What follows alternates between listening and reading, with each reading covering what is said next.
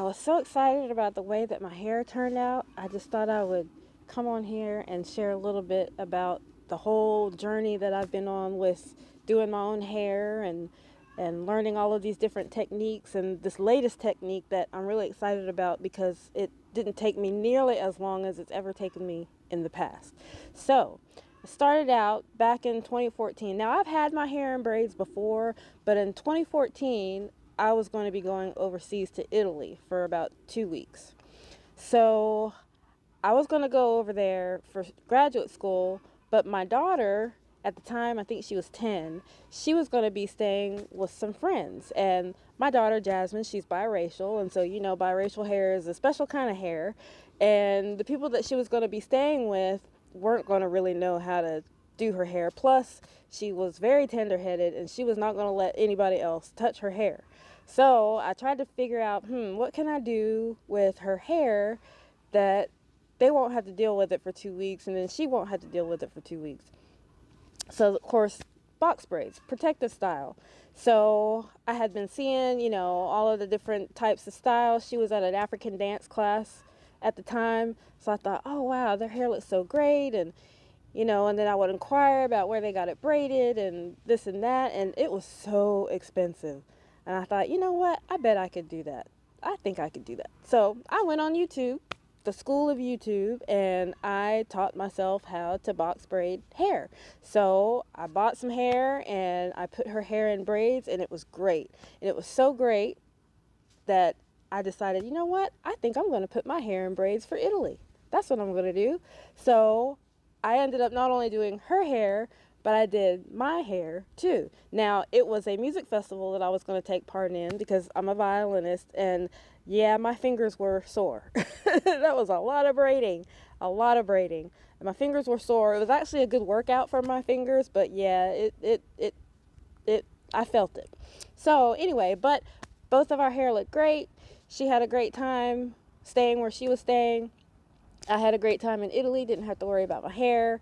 And so anyway, that was 10 years ago. So off and on over the years, I have been doing my hair and her hair. So I would do my hair, she would see it and be like, oh, can you do my hair? So then I would do her hair. Or then I would do her hair and I think, wow, I really like that. So then I would do my hair. So a lot of times we would end up with both of our heads being done at the same time. And of course, who's doing all that? Me, right? But then I discovered passion twists, and passion twists are so good because you only twist the hair instead of braiding the hair, a little less hard on the fingers, but still look good. So I really like that style too.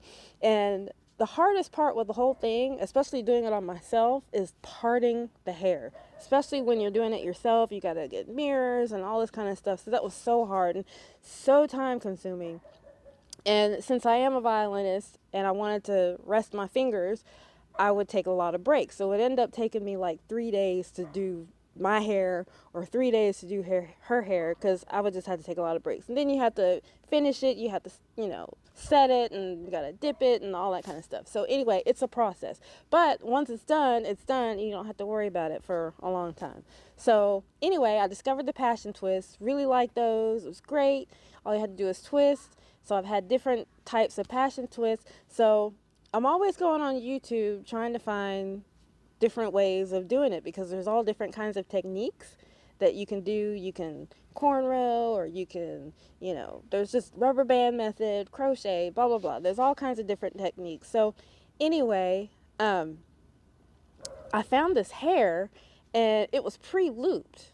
And I don't know that I realized that it was pre-looped when I got it, but it was pretty and it was gray, and it's very difficult to find gray hair. So I bought it, and then as I opened it up and looked at it, it had the loops already in it. So you're supposed to put the hair in you're supposed to cornrow the hair and attach the hair to the cornrows. I can't cornrow, okay? So I thought, what am I going to do with this hair? So then I went back to YouTube, the school of YouTube, and I thought, there's got to be a way for me to be able to do this without having to cornrow my hair. So I found a technique. So the technique was you attach the pre-looped hair to your scalp, and then you wind your hair into the loops. So my hair is actually wound into the loops. So what's so cool about it is that All of the hair was the same length. It had these little spirals coming out of it, and it was just so pretty. So I tried it, and I started Friday night. Today's Sunday. I started Friday night. It was after 7, I know that. By Saturday early afternoon, at least by probably before 1 o'clock, I was done. Like, absolutely done. Now, normally that would have taken me, like, I don't know, 3 days at least. So yeah, I'm super excited, and I love the way that it came out. And actually, this looks better than I think any of the styles that I've ever done have looked. So I'm super excited about it, and this is probably what I'm going to be doing from now on. Of course, my daughter saw it. She's at college right now, but she's coming home spring break soon, and so yeah, guess what I'm going to be doing for her spring break. So anyway, so yeah, I think I'm going to try my hand at making more of these videos, because I've got a lot of stuff that I can talk about. So one of the things that I really like to talk about a lot is my family, and just how precious my family is. I've been married almost 25 years and got a beautiful 20-year-old college student daughter.